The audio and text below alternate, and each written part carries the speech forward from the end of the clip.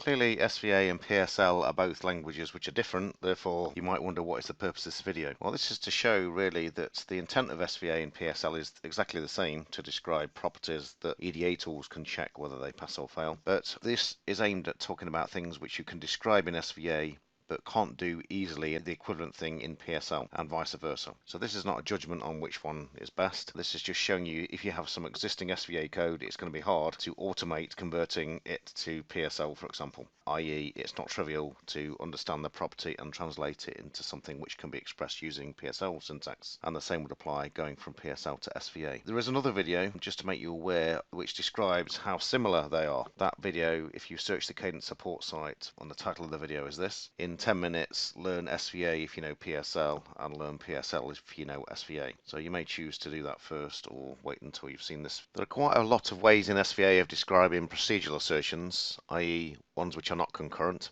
PSL doesn't have any equivalent to these procedural assertions, so things like the expect statement in SVA has no equivalent in PSL. All PSL describes is concurrent assertions, things which you can describe in formal. Clearly some things like procedural code, you can only describe that in a meaningful way in the context of a simulation. So this is one useful thing, and this is the only time I'm going to talk about procedural code here because PSL doesn't have any equivalent for it, is deferred immediate assertions. So an immediate assertion is a procedural construct, and what a deferred assertion allows you to do is evaluate an assertion using the final signal values in a time step. So those of you who are familiar with VHDL would know what a postponed process is, and this is exactly the same thing. So when all signals have finally been updated at that current simulation time and time's ready to advance, that's when the assertions are evaluated. And the benefit of this, of course, is that it removes any assertion failures due to glitches. Because it's talking about glitches, that has no meaning in formal. All formal knows about is cycles. Simulation deals with delta cycles and glitches and so on. That has no context in formal. PSL came from a formal background, and really SVA just copied PSL, but there was a heavy leaning towards simulation and away from formal, in fact, in the definition of it. So the difference between an immediate assertion that isn't deferred and one that is this #0 here. That #0, you can notice this is in an always block here, always common block. #0 makes it an immediate assertion, and this was only available from the 2009 LRM. There are other differences between SVA and PSL which are not shown in this video, but what I've tried to do in this video is stick to the things which are widely and commonly used, i.e. they actually have a pragmatic end use, rather than all the obscure things which are defined, particularly in the SVA LRM, where it's hard to see what the practical use for them would actually be. So this is one area in general where things are very different. The case of when you abort the evaluation of a property with a keyword. What you see in front of you here is a slide showing you the two different kinds of abort in PSL. The equivalent in SVA is disable IFF. There's two kinds of abort in PSL. There is not in SVA. There's an async abort. So the keyword is async_abort. It does exactly the same thing as a keyword called abort. Okay, so they're one and the same thing. This was added in a later standard, and abort was maintained for backward compatibility reasons. So this behaves asynchronously. This is a Verilog flavor PSL statement. So this says always, if I have rec, this implies eventually I have an ACK, and the default clock here is described as a neg-edge clock, and I've got a sync abort. Okay, so as well as async abort, we have a sync abort. Now the difference being here is if I had have said, instead of sync abort, I have said async abort, or just the keyword abort, RST, then this abort is completely asynchronous to whatever clock the property is using. So any cycle at which RST becomes true means abort evaluation of this property. Now if I say sync abort, I only abort evaluation of that property if RST is true at whatever the clocking for the property is, in this case neg-edge CLK. So basically this is a way of avoiding glitches on resets. So you can make the choice whether I have an async or a sync abort. Now you don't get the same thing in SVA. So in SVA, if you write a property like this, disable IFF clear, this is always evaluated asynchronously. There's no way of making it synchronous. And another thing you can do in SVA that you cannot do in PSL is you can describe a default disable. So in the similar way in which you define a default clock, you can define a default disable. You cannot do that in PSL. Another thing you can do in PSL that you cannot do in SVA is this. So let's say we have this PSL property here. You can have multiple level of aborts. So what that means is, given this PSL property, which is perfectly legal syntax, I can, for example, say I want to abort that if J is true. And then I can say I want to abort the before D, abort K is true, and I want to abort the whole thing. So I can put an extra set of brackets around that. if abort L is true. So basically you can define as many aborts as you like. Now, what this property actually means functionally is, anyone's guess. You'd have to get the LRM out and look up the precedence and associativity of these operators to understand it. But the fact is you can do it if you wished. You cannot do that in SVA. So with SVA, you have one disable clause, which is asynchronous, and that's all. SVA and PSL have similar mechanisms for attaching properties to legacy designs. So in SVA, you can just define in a kind of module known as a checker. So checker is a keyword and a specific construct to system Verilog, which typically contains all the properties and auxiliary code needed. And you do this in PSL with something called a verification unit. What you can do in PSL that you can't do in SVA is you can define a verification unit of type vmode with the name default. It has to be exactly that name and in lowercase. And inside of this you can define things which apply to every scope. So you can define a default clock for every scope, for example, or a reset sequence or anything else you wished. And it doesn't need explicitly binding to any design unit instances. Okay, so it's always there basically. Anything you put in a V unit which is of type vmode named default appears everywhere. One thing you can do in both languages is you can repeat properties a number of times in a loop. So for example in SVA you can use a for generate loop, and you also have for loops in PSL as well.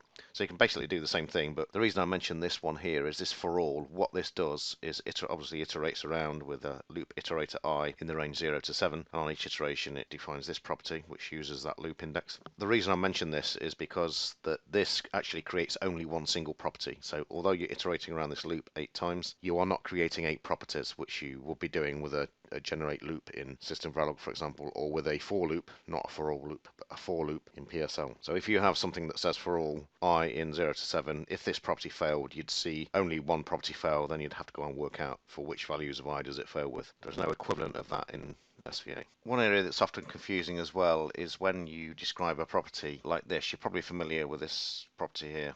You've probably written many properties like it, and no one thinks too hard about it. However, what you may have not have seen before is this keyword always here. So this keyword always was added in the 2009 LRM, and what it does basically is nothing in the context of concurrent properties, which is what these are. So these are outside of any kind of procedural block. So these are concurrent assertions. If you put the keyword always there or not, it doesn't make any difference. The always is implicit. So these two properties here, these two, do exactly the same thing, and that's fine. However, when you go to PSL, if you look at PSL, you may see many properties that look like this one here. So this is embedded in the Verilog file, which is why it's a comment. Okay. So this property here is saying assert always. So you may think to yourself, well, if I've got a property in PSL that says assert always, all I need to do to change it into SVA is put assert property instead, and there we go, move the clocking expression to a different place, and that's it. However, what you've got to be aware of is that always here actually means something. So it's possible in PSL to omit the always keywords, and this gives us very important description of behavior which is not possible to replicate in SVA just by using SVA alone. You have to work around it with auxiliary code and so on, and we'll see how to do that later. So getting back to the original description of the two properties here, we said those two were equivalent. They're in SVA. This one is equivalent to those. So what I'm saying here is that out of this group of 4 properties, so out of that group of 4 properties, they're all equivalent except this one here, which omits the always word there. Okay, so what happens when you say assert? It means it only checks it once, and if it is of this form, A implies next cycle B, then this means that this only gets checked on the first cycle. So either A is true at the first cycle and B is true at the second cycle and it passes, or A is not true at the first cycle and it passes, because if the left-hand side does not occur, then there is no need to check the right-hand side. Okay, so this is a useful kind of feature actually. So what I'm saying is I only want to check that once from the initial cycle, so from the first cycle of verification. And if that happens to be simulation, then that means from time 0. So the first pos edge clock is when I'm checking this property, and I never check it ever again. Whereas this one here, when I say assert always, I'm checking it at every pos edge clock that A is true, I require B the next cycle. And if we were to look at some waveforms here, this is the one with the PSL property without the always. So you can see here, if I zoom in, we're only checking this on the first cycle. We've sampled at this pos edge clock A being true, and we're sampling at this pos edge clock B being true, therefore it passes, as do the other forms, the SVA forms. But if I was to zoom out again, what we'd see is the next time we have A occurring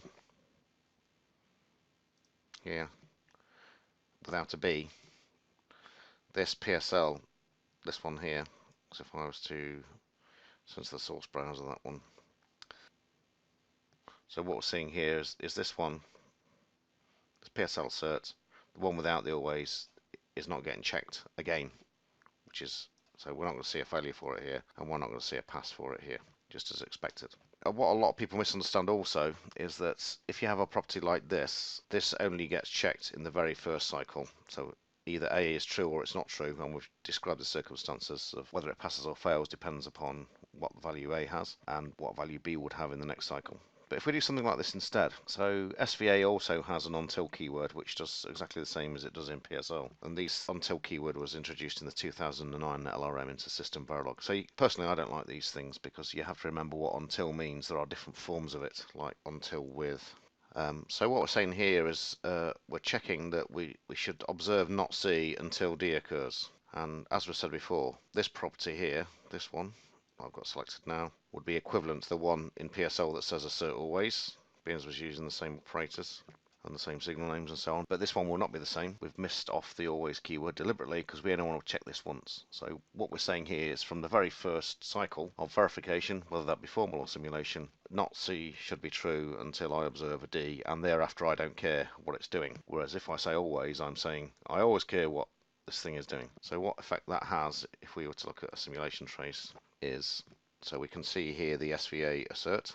Got many overlapping ones because we're having to evaluate this all the time, and the same is true when we say PSL assert always. But for this other one, let me zoom to the full so we can see this here. We're only checking this once, so as soon as the D occurs, is detected here at this pos edge clock, the PSL property without the always in it is finished evaluation, and that's it, the end of it. Whereas for the others it isn't, it just carries on, and later on there's a failure because here we've had D occurring before the last time the property terminated, and the course for the previous termination would have been this occurrence of D here. It's a lot more succinct, that way of describing things, and it's not something you can replicate in SVA. So just a summary, we'll go back to the source code. So in PSL, if you say assert always, that's the same as saying assert property in SVA. Saying asserts property and then putting always here in SVA is exactly the same as not saying it because it's implicit with concurrent assertions. If you miss off the always, this gives a capability of describing very important behaviors very easily and succinctly. You cannot replicate that just with SVA alone. You have to mimic it with RTL auxiliary code. One-shot properties. So if you only want to check a property once, SVA, as we've already seen actually, doesn't have the semantics to describe that. So if our requirement was, and a very common one, from the beginning of verification, i.e. where I decide my initial state is, we require A to be high up to and including the cycle B occurs. There is no semantics in SVA that can express that check that only needs doing once. So what you have to do instead is create some auxiliary code. This is helper code, only there to help out the property. So basically we're setting and clearing a flag in here, and we're using the state of the flag in this property here. So if we have observed B, we set this flag. From reset, we clear the flag. There's no way of unsetting that flag once it's been set. So basically this property does not get enabled anymore once B has been observed. If you remember, the way we could do that in PSL is just by leaving off the always and say assert. So this property will only get evaluated once. If I go back to my requirement, which was A to be high up to and including B, I would instead in this property write A until B. That's what I'd say here. Assert it without the always. So I can do that very succinctly and easily. Common requirement should have a common syntax production. But in SVA, what you're required to do is write auxiliary code, which is no big deal, but just to indicate that it's something you need to address if you're converting your property set from one language to another. So another thing that PSL has that SVA doesn't is the concept of CTL. So this is, instead of LTL, which is how simulations are evaluated, starting at time 0, time's always advancing in one direction. CTL allows a kind of tree evaluation, all the different paths that can be taken. CTL stands for computational tree logic, LTL stands for linear temporal logic. So the kinds of checks you want to do on state machines, so if we have a bubble diagram like this here, we can see a variety of states named imaginatively state 1, state 2 and so on. And what we see here is all these different transitions that can be made, and what we'd like to know is that we can reach every state that the RTL describes. We'd like to know we can make all transitions, and we'd also like to know, can we get deadlocked in a state? So those first two things, can I make this transition from here, so from this state to this state, can I make that transition, or can I reach that state? That is just simple cover statements. So tools like Jasper Gold, for example, have this automated. You can get your design to be evaluated, state machines get recognized, and these covers get created for you automatically. But another thing people often want to know, especially if you have two interrelated state machines, is it possible for them ever to get deadlocked, i.e. there is a design state where they just can't move anymore. So this is a much more complex check, and actually SVA does not have any semantics to describe it at all. The runtimes are long, and they're often hard to debug, unless you have, you might get lucky and find an easy case, but often they're difficult to debug. And they're extremely valuable, of course, because you'd probably never ever be able to replicate that in a simulation. How's the deadlock different from reachability? Well, if you can imagine this code here, what we have is a statement where we're incrementing this counter as long as the count hasn't reached 1-1 yet, and in some state machine somewhere else in the code, if we happen to be in the state busy when we increment that counter, so these two bits of code aren't necessarily closely related in terms of where they appear in the code. So if the counter is 1-1, I'm saying the next state is busy. However,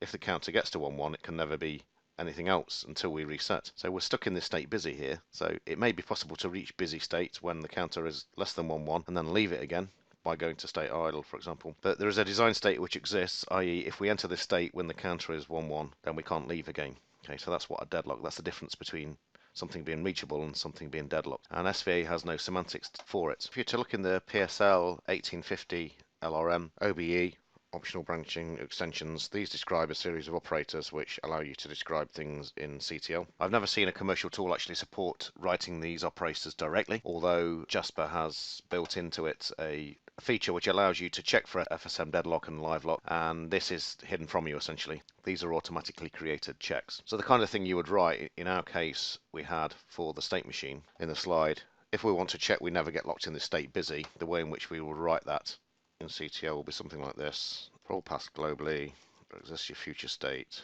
where state not equals busy. Would say something like this.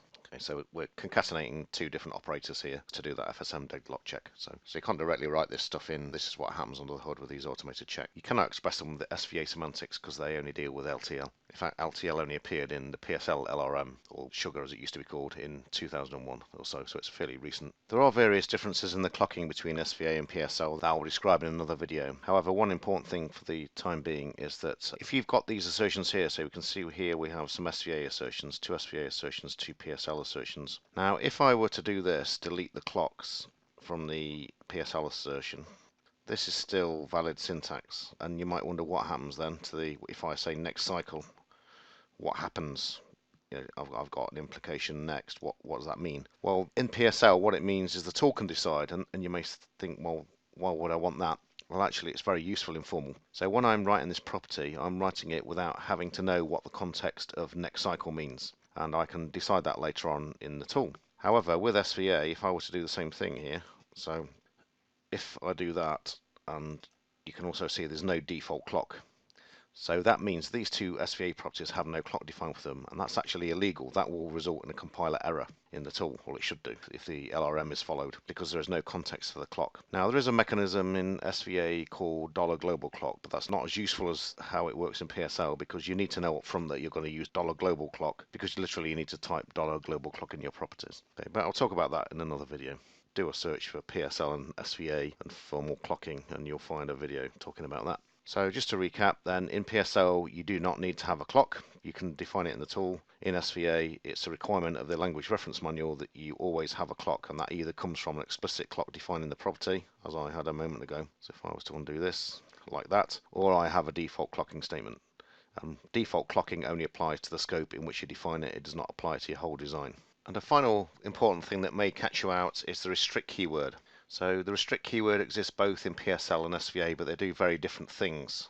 So the way in which you use them inside of SVA is like this. I'm saying restrict property here. So restrict is the same as an assumption for formal, but in simulation it gets ignored. So that's the only difference here, is the restrict keyword is an assumption, but the keyword restrict is used instead of assume to indicate that it's only a temporary restriction, i.e. something you're using for formal just to focus on specific cases, specific tasks, and it has no meaning in simulation, as does any other assumption. So it just gets ignored by simulation and used as an assumption by formal. However, if you had this in SVA and you thought, let me do the same thing in PSL, you need to understand that it does different things in PSL. So in PSL, this is how we write it.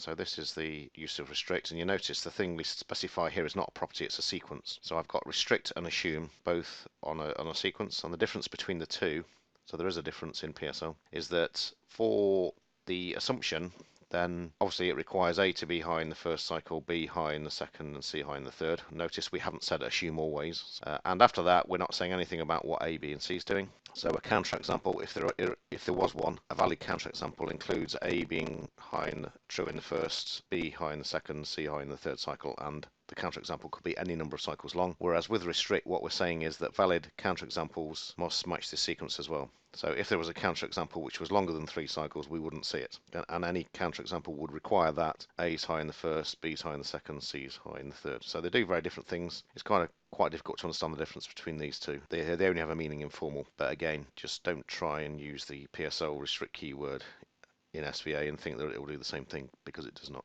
Okay, so that concludes that. Now, if you think of any other things, then please let me know, and then I'll update this video to include other things which affect your day-to-day work. But as I said before, you can always go and find more differences. The more you look, the more things you'll find. But there is only a limited number of pragmatic and commonly used things where the difference between the two needs to be understood. And hopefully this video covered them all. So thanks for listening, and goodbye.